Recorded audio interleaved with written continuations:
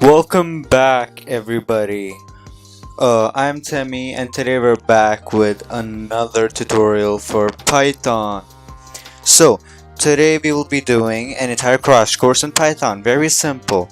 So, Python is an object-oriented programming language, which means it focuses more on functions and classes uh, rather than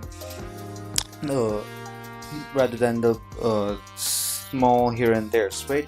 It's very extensive. Python has a lot of different features which help programmers go through a lot of things. For example, if you want to use webcam, there is a library named OpenCV2. If you want to use microphone, there is a library for that. If you want to develop GUI, there is TakeHinter. If you want to learn GUI development using TakeHinter and Python, then what you can do is you can use my older tutorials where I have taught people how to use TakeHinter and develop some simple UI. And I've even created a few projects with them. For today's tutorial, we will be only covering the basics. So just give me a minute and I'll start off. Right. So starting off, we have the first ever code we will ever see, which is hello world in Python. Now Python hello world will basically print out a simple statement which will be printing out our statement within here.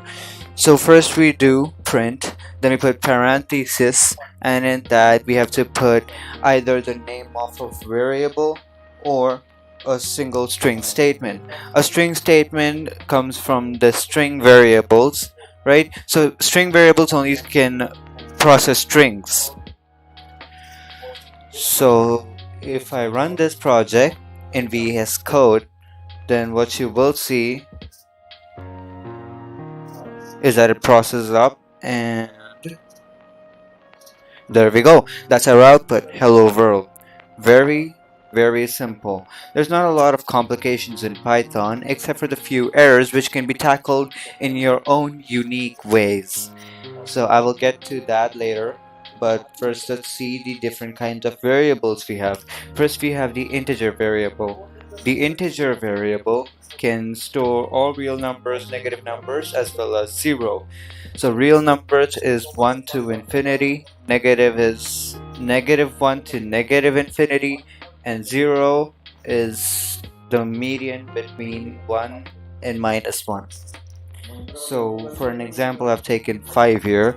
Now if I put a point 0 in front of the 5, that will convert the integer to a float. A float can contain all integer values, but it also has decimals included, so that means it can also have 5.2, 5.5. That's what floats are like. Going to the next one, we have strings. Strings basically store all sentences in form of strings. Now, in many programming languages like Java and C, you will realize that strings are not exactly a variable. Instead, they are more of a non-primitive data type, whereas in Python, it is primitive. Now, if you don't know what primitive and non-primitive is, primitive is something that is included in the main programming language on its own. Non-primitive is functions which you can edit and create yourself, right? So lastly, we have the boolean. The boolean can store only two possible values, which is true and false, and make sure it's case sensitive. So you'll have to type true, not true, right? Because Python is a case sensitive language.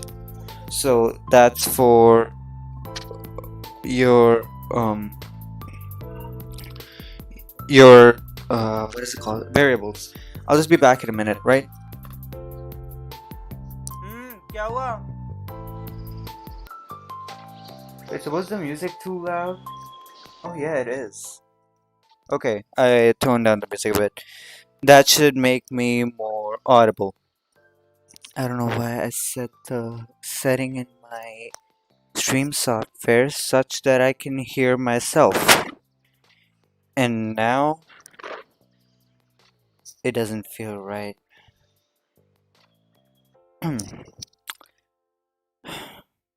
Right, so continuing. Now we have seen the different kind of values we have for variables. We have integer, floats, string, and booleans. Now, let's get to case sensitivity. Now, Python is a very, very case sensitive language, which means that if I have taken the variable boolvar, right, which is boolean, right, and if I type it with the B capital, that will lead to some issues. Python cannot recognize this, whereas it can recognize this because it's been initialized. This has not been initialized. That is why it cannot recognize it. So, how do we make it recognize what boolvar exactly is? Well, that is a relatively very simple. I'll just switch to a larger screen so you can see what exactly I'm doing. Hello. Okay, so you can see a larger screen now, which is perfect. So, now getting to the main thing. How to make realize what boolvar is simple. You remove the case sensitivity by setting the b to small, which has already been initialized. So if I put a capitalization anywhere, or if I do boolvar 1, these are different variables. They are not the same variable. Remember that, right? Now if I see boolvar and then boolvar, very simple. And then if I set this to capital, boolvar is not defined. Whereas over here, it's completely defined and perfect. Now we have seen the main values. What if you want to print a value? It's very simple. You do print and then you take the name of your value. For example, let's go for string var, which is supposed to be Temmie. So let's remove the first little part here. And now it should print Temmie.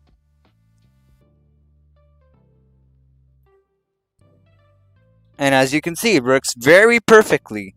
So, moving on to the next part is lists. Now, lists is a little more extensive. You can add many different kinds of data types inside a list. For example, you can add strings, you can add integers, you can add floats, even booleans, and you can add values from other variables. Also, if you want to give one variable the value of another variable, for example, if I take my var, right, and I want to give it the value of integer var. So what I can do is my var is equal to integer var, and it will get the same value as integer, right? The same value that we have put in this variable. So now how do you access different things from the list? Now we have seen the list can have many things separated by a comma. You can put commas to separate the individual values in a list. And if you don't do it, it will throw back an error. Let's go for banana this time, right? It'll throw back an error where you can see that it's not perfectly defined. And so if I see, it says it was not closed, even if it was. That is because there is no closing over here. If you close it here, then it's perfect for here. But then this is left empty, so there's nothing going on here. So that is why we have to separate every single item in a list with a comma.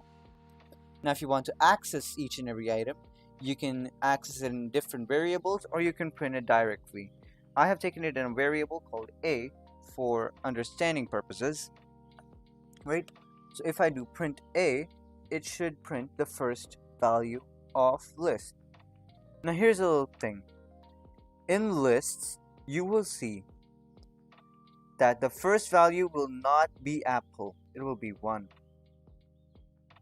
Not because it's 1 like this. I can even set it to something like cat, right? So let's set this to something like this. Projector.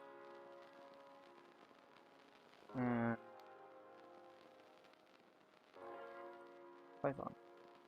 Right, something like this. So we have created a list filled with strings. So I can do list 1 and that will not give us apple. That will give us cat. Why would it give us cat? It's very simple. These always start with whole numbers, which means it will start. This is index 0. This is index 1. This is index 2, index 3, and index 4. So it goes from 1 to 4, or 1 to the number of values there are, which could be anything. So let's say n, right? So now if I print A, you will realize that it gives us cat, as I said, right? So we can also do list.get, which is now a function, and then we get to 1. It does the same thing, nothing really that different. Oh, well, there you go. It threw back an error.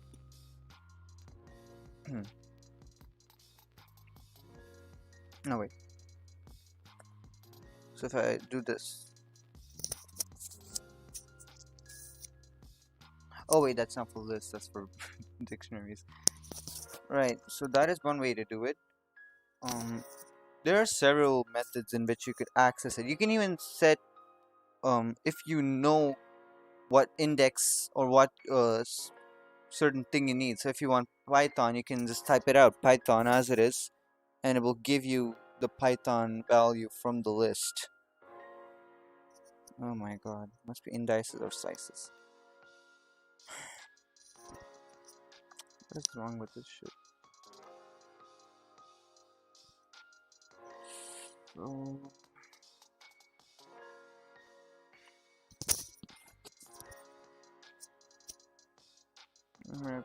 oh, somebody joined in and left. Somebody joined in and left. Kind of sad to stream sometimes. Of course, if you don't want individual values and you want the entire list, then of course you could always do print list, and it will give you, well, the entire list as it is. Apple, cat, project, or Python, banana. Right? Very, very simple. Now lists allow duplicates, so remember that. Of course, you could also give negative indexing. So if you want, if we do, let's say, go here and do -1 instead of 1. So what do you think it would get? Try guessing before it comes up. That's right, banana. Because now instead of going from 0, it's going to -1, which means it becomes here. And this will be -2, -3, -4. It's kind of like taking a number line. If you have seen a number line, then you will understand what's exactly going on here, right? Now you could even get a range of values, which is also a very simple method. So you could do 2 to, well, actually let's do 1 to 3, right? This would give us a range of values from 1 to 3, and would leave 0 and 4. So from 1 to 3, we would have cat and projector, because 3 is not counted. If you want 3 to be counted, we'll have to go for 1 to 4, right? And the maximum you could get is till 5. So it goes 0 to 5. So it goes 0, 1, 2, 3, 4. But since 4 is eliminated, so it goes 5, which is getting us 4, right? Am I audible? I don't feel like I'm audible enough, am I? Wait, let me try listening to myself again. Wait, no, that's microphone. This one should be, yeah, that's my voice. Okay, I'm audible. That's nice.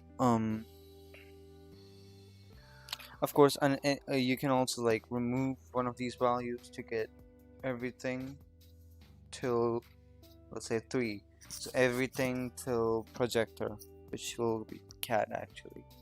So it should get us Apple, cat, and projector. Perfect. And you could do the other way around as well.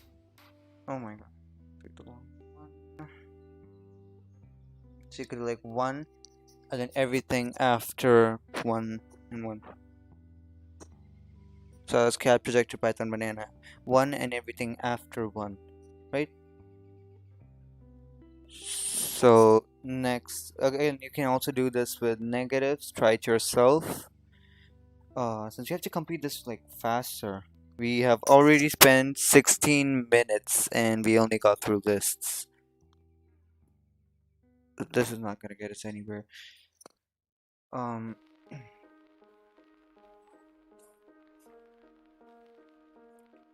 so you can also add and remove items. So I'll only teach simple methods to add and remove items. So you can do list dot append, and let's say I hit append, and let's say kiwi, right? And then I do print list. And before this, let's again print list to see the difference between the original and then the new printed one. So now let's see. So you can see we have apple, cat, projector, python, banana, and then there's no kiwi. Then we appended the value of kiwi, and then we have our first list, and then the kiwi that we appended to it. Perfect? Yes, it is. Of course, if you want it in certain locations, because what append does is it takes the value you put over here and puts it exactly at the end of the list. What if you want it in a certain index? So for that, what you could do is you could do insert. So let's say 2 comma kiwi, and then let's do the same thing again, run it, and comes up over here instead of being at the end, because we have put it at the second index, right? And that is the two ways to add to a list. Now to uh, remove items from a list, right? Again, we'll keep the same example as we have put over here to see the difference between the two. Now to remove items, you can do list.remove. It's not exactly that difficult. And let's say I want to remove Python from our list, right? So we will have our main list, which consists of all the items in the first list that we have declared over here, and then it removes Python from it and prints the list again. Simple, yes. Then we have the next method, which is .pop. Now, is the mouse dead?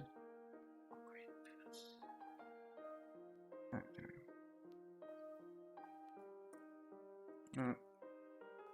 Right, so the next method we have is pop. Now, with pop, you can only use the index numbers. So if I want to remove projector, we will go 0, 1, 2. So projector is at 2. And now let's remove projector by running the project and seeing it all happen. So as you can see, apple, cat, projector, python, banana. And this one does not have projector because we popped the projector out. So that's very simple. You can use another method which is called del. Now del is a method that is used to like completely erase an entire variable from existence, and so it will not throw an error in the compiler, but in the interpreter it will immediately throw an error showing that this variable does not exist.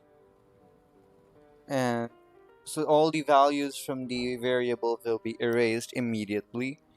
But if you want to erase something specific, so you can also do that using the del keyword. My mouse is not behaving very nice. Okay. So as you can see, I use the del keyword and remove the exact thing that I needed to remove. So I'll teach you how to loop lists a little later when we get to for loops. Now if you want to copy a list, then you could just assign the value of a list to another variable. Another way to do it is to just do my like new list equals list dot copy, and that will simply just copy the entire list. So let's remove the print statements here. And now we have the next one, which is dictionaries. Now, dictionaries can have even more wider range of values, which means lists can contain all of these values, dictionary can contain all of these values, and lists, which means you can have strings, right? You can have strings, integers, as well as lists. And if you want, you can access individuals. Oh wait, I forgot to print. Let's do print x. And when I print x, you will see that it gives us a keyword that we have given to the key we have given to the value name. So the key we have given to name is John. Wait, I think I mixed it up. I mean, the value you have given to the key is John. So the key is name, the key is age, the key is hobbies, the value is John, value is 19, and value is this list, right? Again, you can also do variables, right? Um, so let's do my mouse is not behaving right. Oh, is it dead? Oh, it's down. Damn it. I'll have to use my mouse pad now. My mouse died. So yeah, you can see it can print out the entire list at once if I just do that, and it copies the whole list, so the whole dictionary, right? Now you can. I showed you how to access items. Now, if you want to change values, now what you could do is you could just do. Let's now, instead of printing X, let's do dictionary.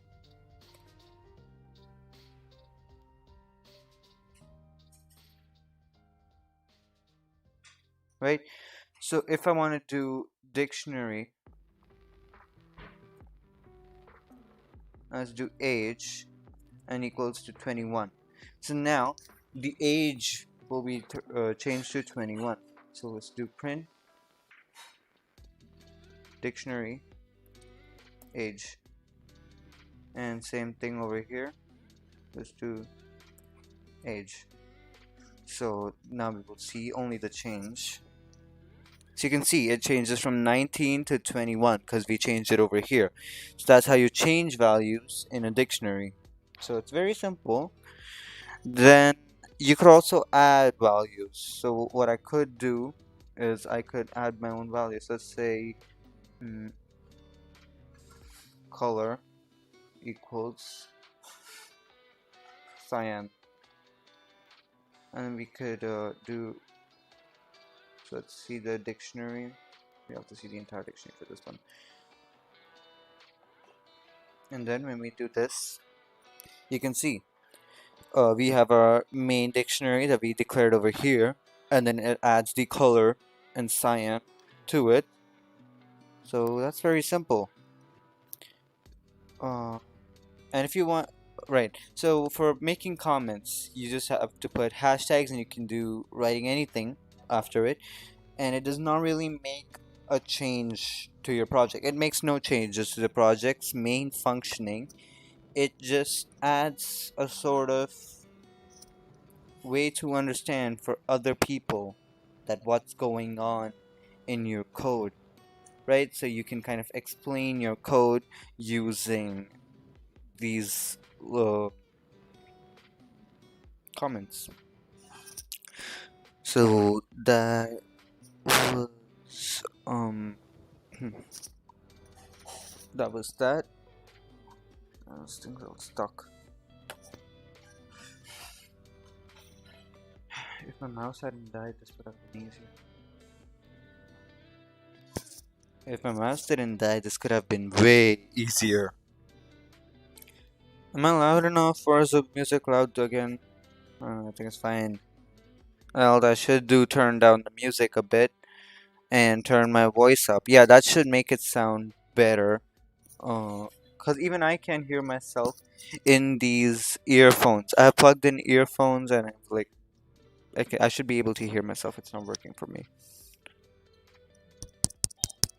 Yeah, come on, okay.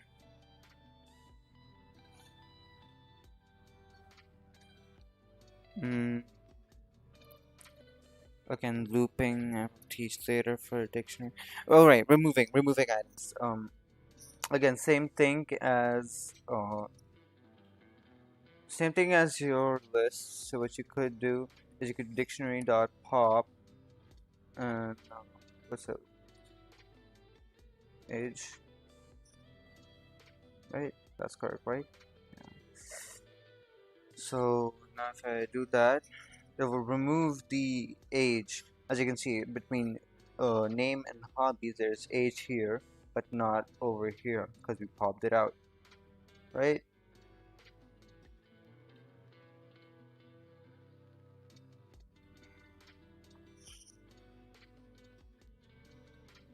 Now there's another one which is called pop item. Now pop item you cannot put any parameters. In pop item you cannot put any parameters or of sort. Instead you could kind of it just removes the last value that you put in there. So hobbies will be removed in this case. And before the version 3.7, I am currently using 3.10, right? So before 3.7, that was 3.6 in the old Python. It used to remove like random values out of it, but now in the new versions, it just removes the last value that is there. I guess that's better, maybe. Right, and then there is one other way to remove items from a dictionary. That is again the del keyword. Now, if you put del here, it will throw a huge error in the interpreter because then the dictionary variable will be removed from existence. So dictionary would be undefined. It will work here, but then later it becomes undefined, right? So let's go through that. So currently we have learned how print statements work, ways to add and remove and change values in lists and dictionaries, as well as different variables. I will be back in a moment, and till then, um, just enjoy the music.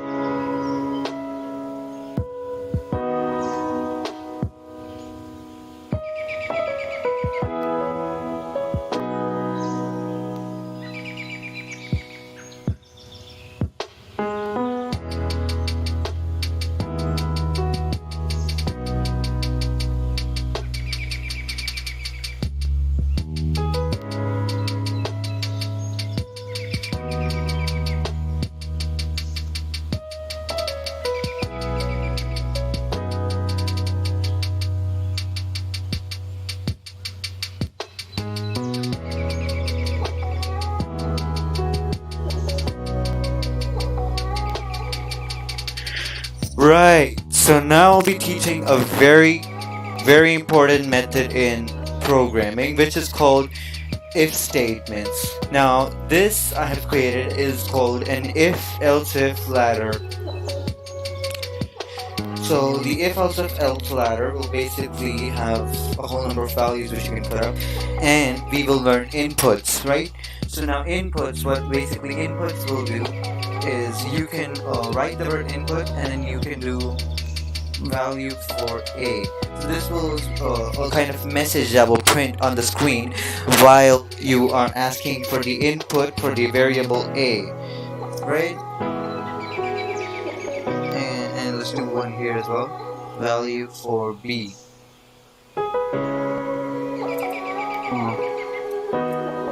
Right?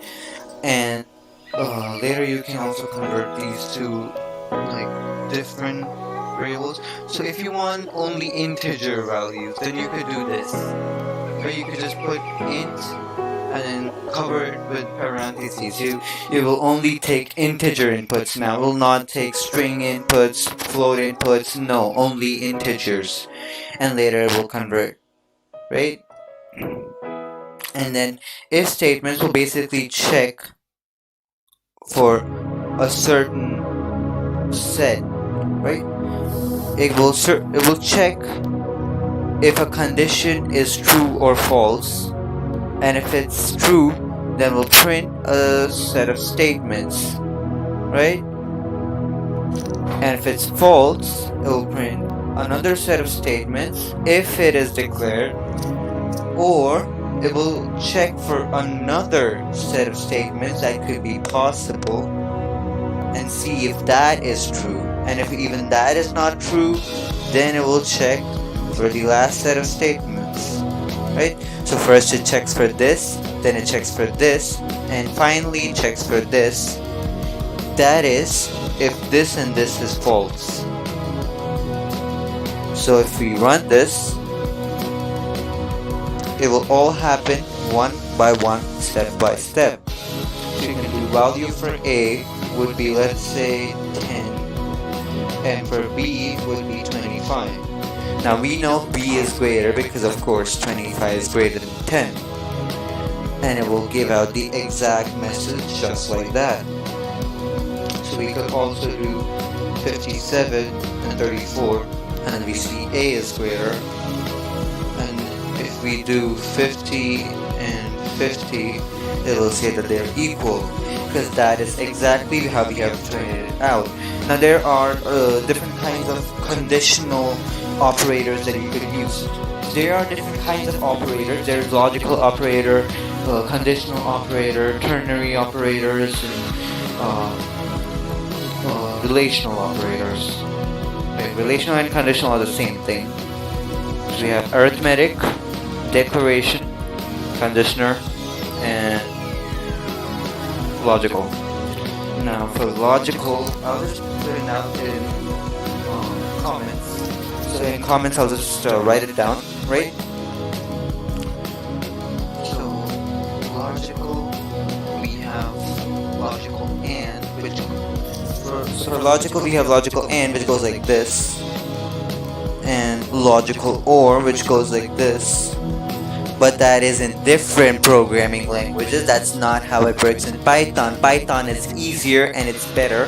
That is why and is written as and or is written as or, not differently. And then there is logical not, in which you literally write not. So if you do if not B is greater than A, then you can do A is greater, or else B is greater, right? So just a second, I'll be back.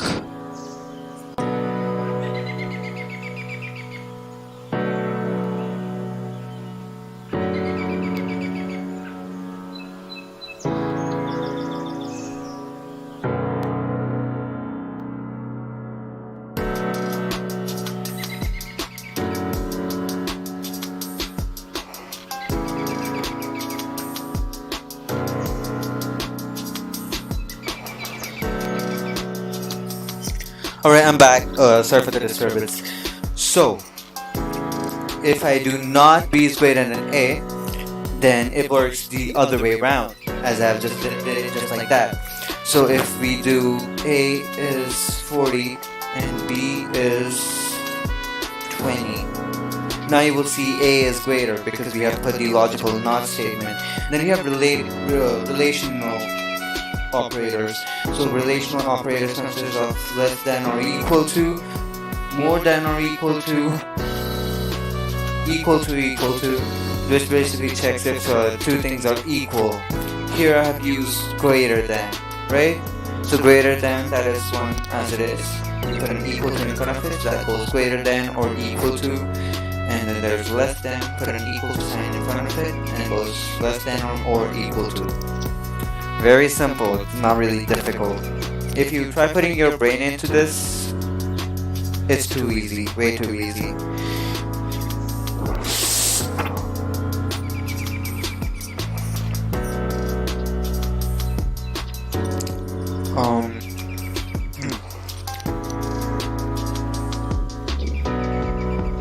So yeah, that's mainly it.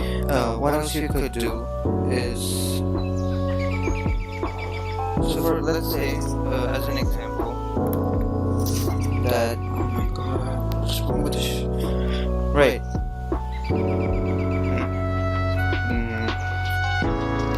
Give it a little problem.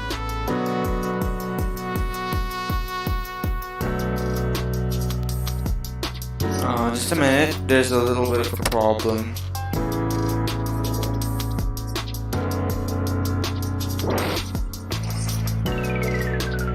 Right? So getting back to it, there seems to be a little lag. PC is not acting well.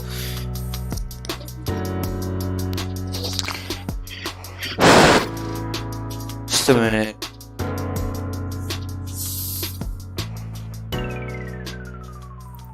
Yeah, there we go. Finally. I'll be back in a moment and see you.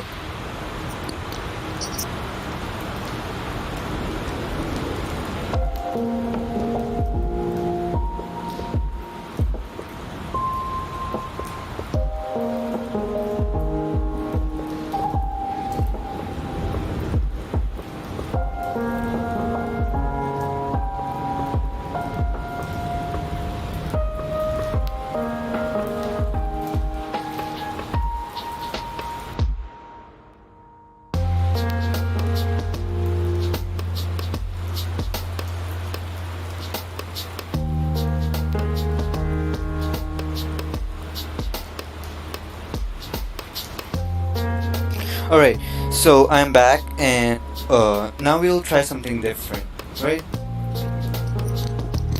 So let's do this. Here's a little thing. If A is greater than B and B is less than A,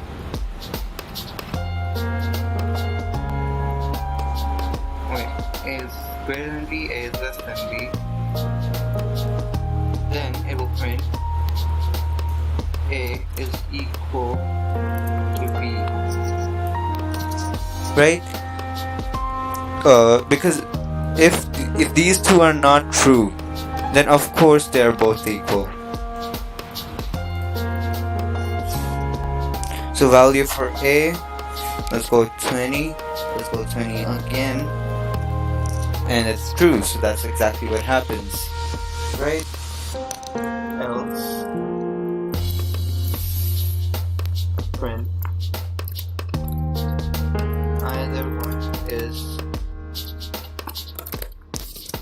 either one is greater, right? Because if these two are not true, then of course one of them has got to be greater. So let's go for 20 and 50 this time. So either one of them is greater, because again, they're not the same.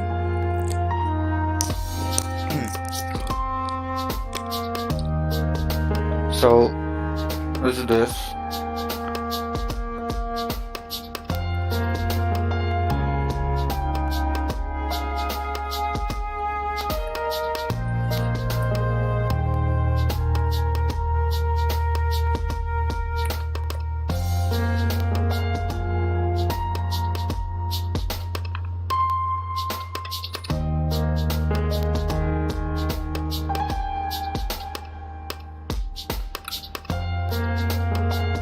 Right, so if either of these is equal to 20, either of these is equal to 20.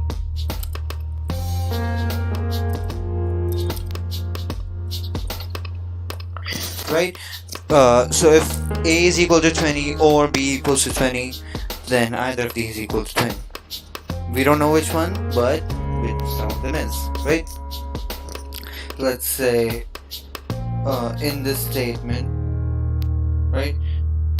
Let's run this, and I do 20 here, 30 here. Now one of these is 20. Yes, A is 20, and so this is a true statement, and so it will give us either one of these equal to 20. Since this is true, so it will run this, right? You can also put an else statement that none of these is equal to 20.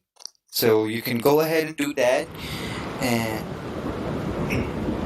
let's get to the next topic. Of course, you can also nest these. So let's say you want both of them to be 20, but you don't want to use logical operators, or maybe there's some different condition to it.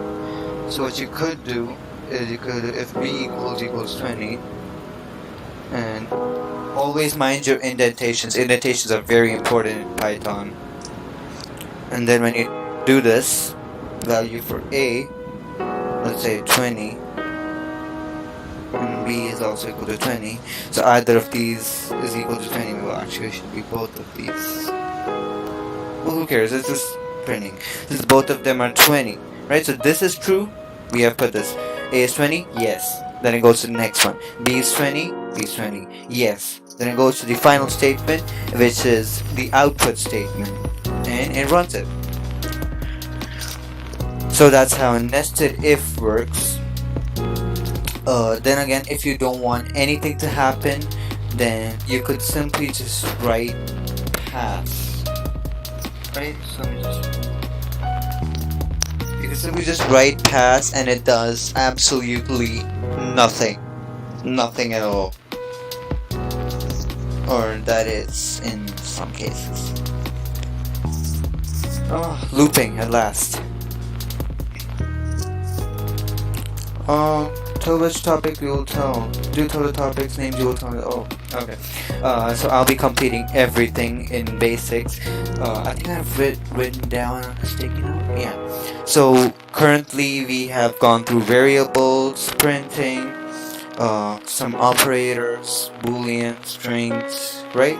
Then we did dictionaries, lists, and if else. Then we'll be completing all the loops, which is while loop and for loop, and having a little overview on the functions, right? And then we'll get to handling the errors using try except. So that is all we'll be doing for basics. Can you stop spamming the chat? So that is all we'll be doing for the basics, and let's continue.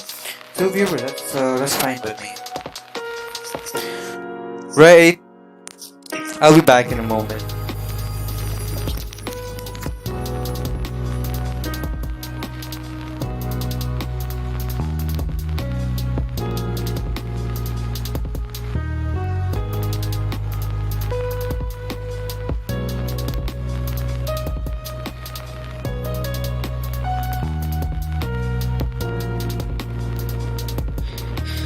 I'm sorry for the recurring disturbance.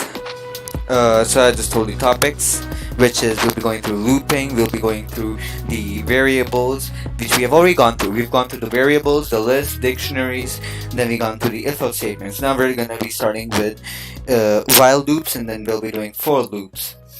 And then we'll be taking a little overview on functions. So that's it. There's not a lot in Python that you need to look at constantly. There's only a few things, which is very, very important. So stick around and you'll get to the entire basics. Right. I'll leave answer to live chat. Right. So, getting back to the main topics. Let's now do looping. So I told you I'd teach you how to loop through lists, but before that, we will learn how to loop how to just do the basics of looping. So you can do while. So we'll start with while loops. While loops is the most simplest form of looping, right? So while, let's create a variable and we'll call that variable a, right?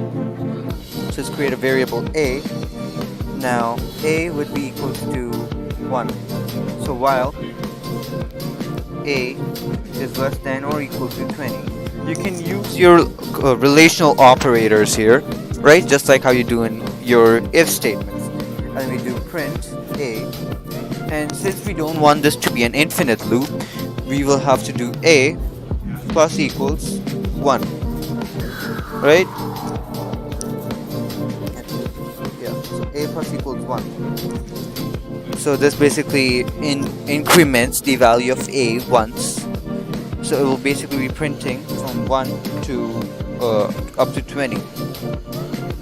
So if you see, that is exactly what it does. If I just increase the size of this and then I run this once more, as you can see, it goes from 1 directly to 20. And it's very fast because programming languages work very fast. That is why they are extremely useful, since they can do things that humans' brain can't in only a matter of seconds. Right. And this guy's spamming. Should I put him on timeout? Yeah, let's put him on timeout.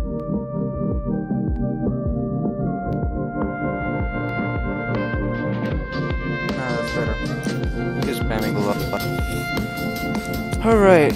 So that was while loops. You can also do different things with while loops. So this was just a little basic concept so you could understand how exactly while loops work. Another thing there is called jump statements, which is a part of looping. So you can do print a, and then we do if a is equal to, let's say, 5, then continue, right? So let's take out the print from here and actually put it like here, else print a, right? So now it will print out everything except for 5, and it's only put the value to 10. Okay, I made 7 from the loop. Right, do not forget to increment your variable. That is very important.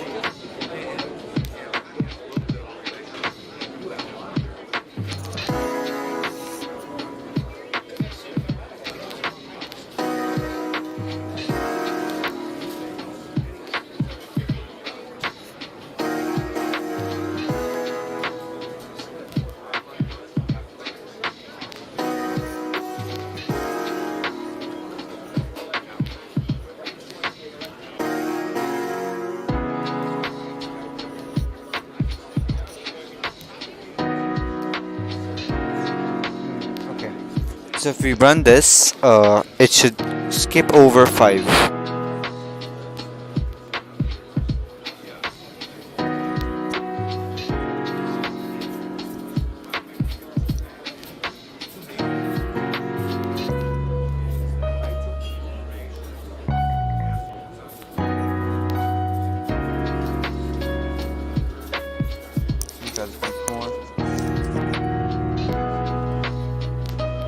One thing about jump statements is that nothing really can reach after a jump statement. So that's one major issue of jump statements.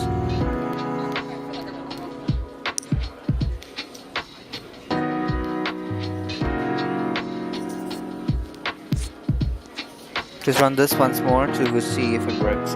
Debugging is one of the main issues that also occurs with jump statements, because sometimes there can be errors created, right? So breaking down the errors is exactly what you need to do.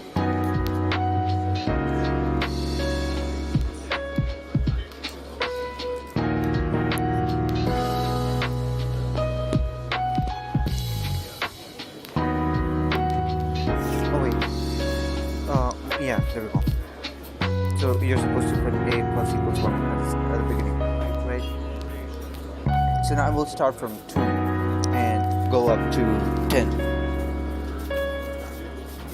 Right, so it goes from 2 and goes up to 11 because again 10 is equal to 10, right? And then it does plus 1, so that becomes 11, and then it prints 1. And as you can see, there's no 5 in here, right? A way to fix it is by setting this to 0 and setting this to less than, and then it all just fixes it, all comes together again. So we get 1 2 3 4 5, 1 2 3 4, no 5, and it goes to 6, and then 7 8 9 10, because we have skipped 5 using this statement over here, right? So yeah, that is it for while loops. For loops are way more better. You can do a lot more things with for loops. So let's start off instantly. For I in. Now let's create a list here. List is equal to. Let's go for my list just to avoid confusion. List is equal to apple, banana, kiwi, and let's go for orange, I guess. Orange, right? And we do for I in my list, print I. Now what will this do? This will simply check for all the values in my list and then print out each and every value individually. And now if you see, each and every value in the list is printed out individually. One more thing you could do is do this. As to print out the list, the number of times there is a value in the list, that is 4 times. So print the list 4 times, right? That's one.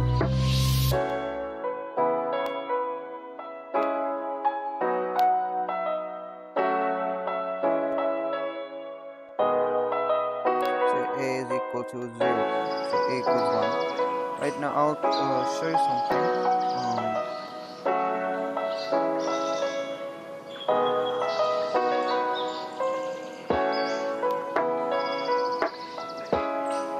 So I'll show you something. So for I in range A, print A. Now what this do is it will print up to, let's say 5, right? In range 5, so print up to 5. It's very simple. It prints 5 times. Or you could do print I, and it'll print 0 1 2 3 4. Because again, ranges start from 0. Or you could do plus 1. Right?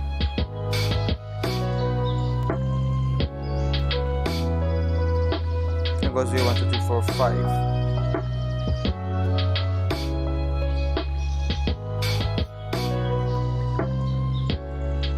I could do this instead, which is another way to do it, and it goes 1 2 3 4 5 instead.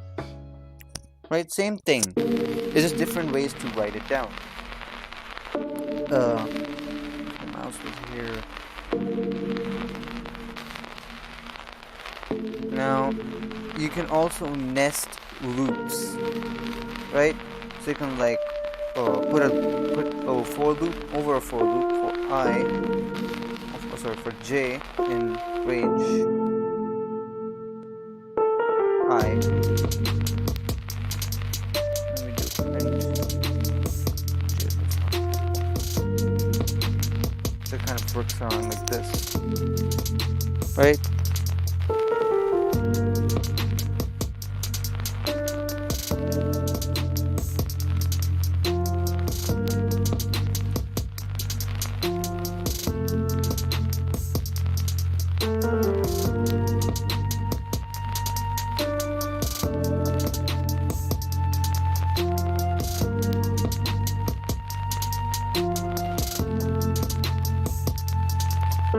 There are escape sequences. I'll explain escape sequences as well in a while. So we'll just see the return carriage escape sequence, right? also convert this to a string, so it makes it a little easier to understand. So basically, this will print its next sentence on the same line. Oh, I think that was what it was supposed to do. Yes, it's just not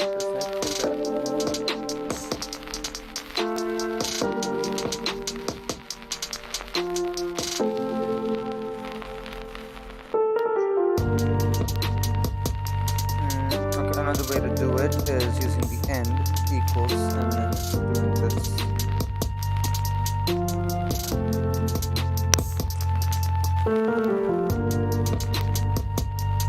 Right, as you can see, yeah, simple.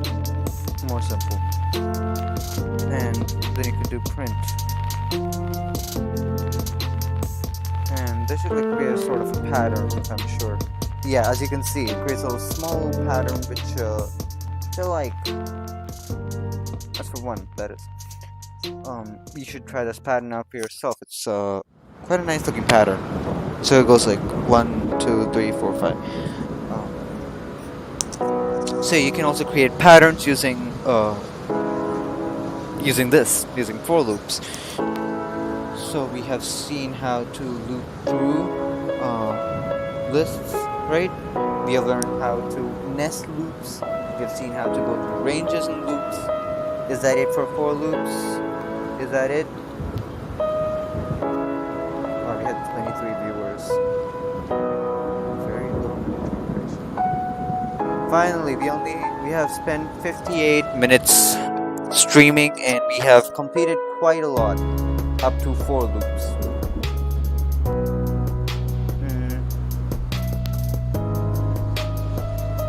Also, I was thinking I would create a Discord server where I would kind of have like assignments for people to solve like every weekend, and that or like whenever I find time to give a new assignment. It'll be very simple assignments that will help with understanding Python basics, right? Like take enter basics and different library basics. You can also ask your doubts there, and no huge moderation. It will be very simple server, right? You can just go through things. You can ask doubts. I don't know, do whatever. So let's create. Let's do the final part of it, of the tutorial. That is going to be functions.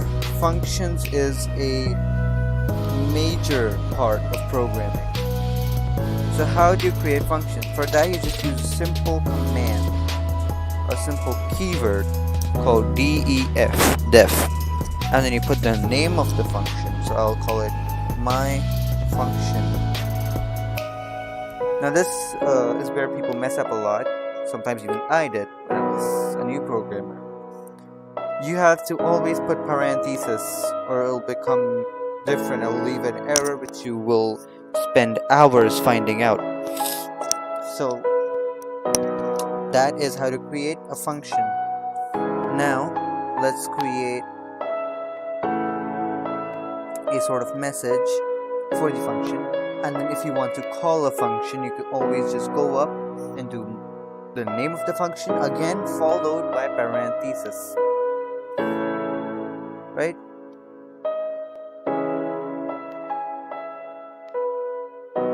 So it just runs a set of statements. So you could also give your function a sort of parameters, right? So let's give the parameter name,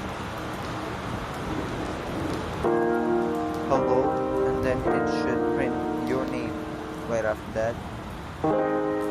And let's go for the name. I'll go for Temmie. Now if you don't give any, if you forget to put up the parameters, it will throw an error. If you put too many parameters, for example, it requires 1, and I put 2 of parameters. So I put Temmie and then I put, I don't know, something else after this, right? So that would also throw an error for too many parameters. So it has to be the correct amount. You make sure of that. There's a function hello Temmie, so it works perfectly. Now your functions could have a lot of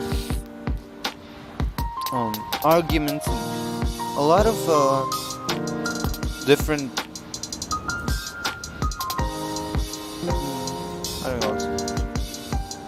your function could be infinitely programmed, which means there could be many possible things you could do with functions, right? Like you can create a sort of calculator using a function. So if I do n1 and n2, right?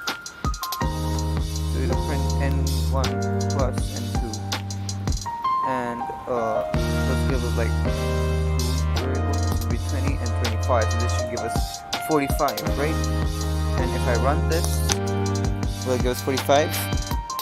It gives us 45. So there's a lot of possibilities you could do. You could also like multiply things using the multiplication operator, which is a star, right? That gives us 500, or division, or even subtraction, right? So this is basically just the number of possible. There are infinite number of possibilities that you could do with functions. Functions play a huge role in programming, and so that's kind of it.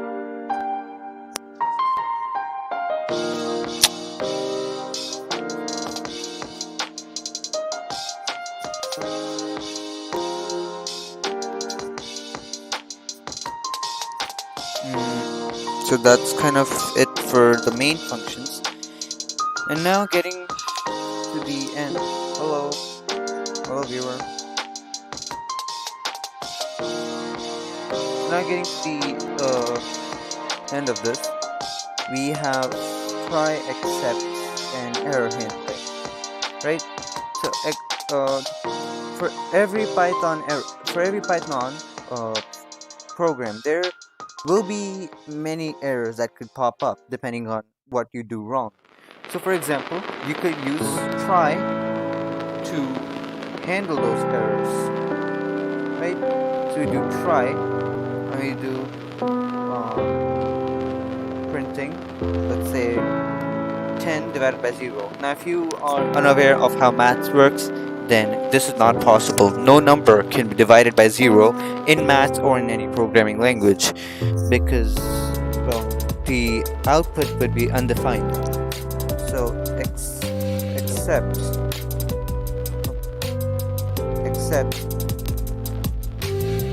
exception. This basically checks for the exception that we'll get, and then print.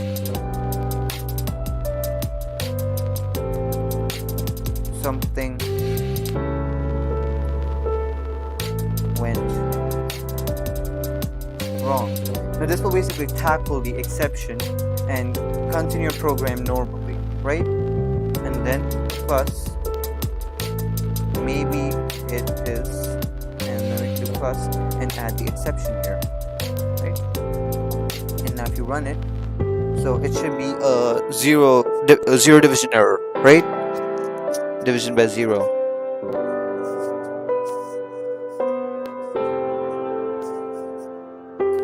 Alright, you also have to convert this to a string.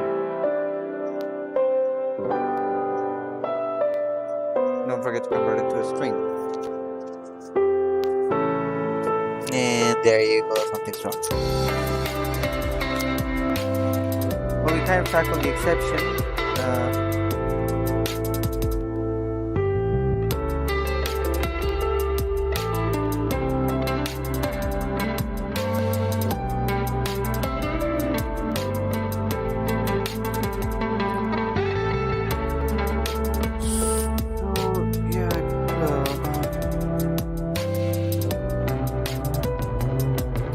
Kind of work it around, right? You could also do something like print exception, and it just prints out the exception as it is, right? Now looking at it, let's see, Brooke. Okay, that's odd. That's not how it's supposed to work.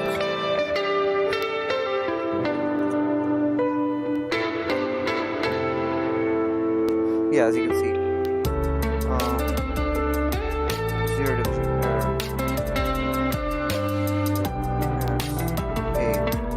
Now we are giving the value 0 division error. We are assigning 0 division error to a value called a. And now if I run this, division by 0, right? Now you cannot divide this by 0. You can also try printing, let's say, x. X is not defined, and it's not that error, it's a different error, and this will not handle a different error, right?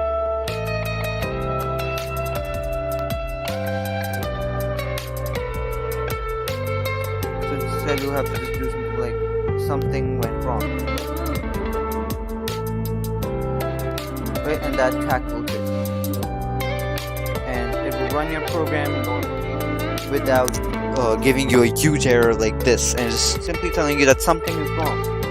So that is one of the main uses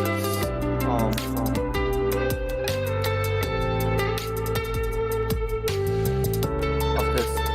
And then in the end, you can always do a finally to tell that the try except is finished. So you can do something like there was an error, right? And now run this. Something went wrong, there is an error. That's how finally works.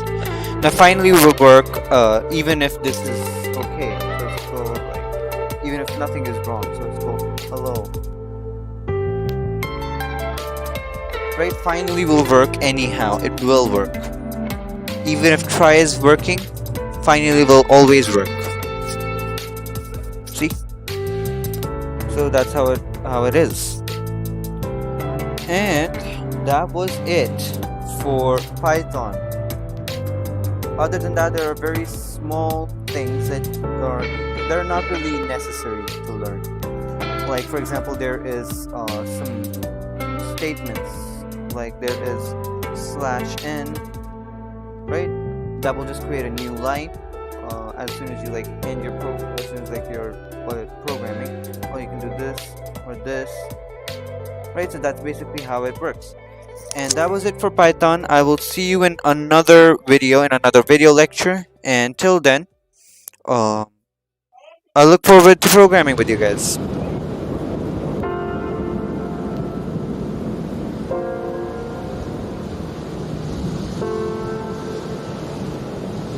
Alright, the music was too loud. Anyways, so that was it for Python. There is not any more to it. You have now learned what the entire of Python is, every single small basics that you need to learn Python. Congratulations! This is a huge achievement. So keep practicing what I've taught you today, and maybe one day you will become a great programmer. Till then, I'll see you later. Goodbye!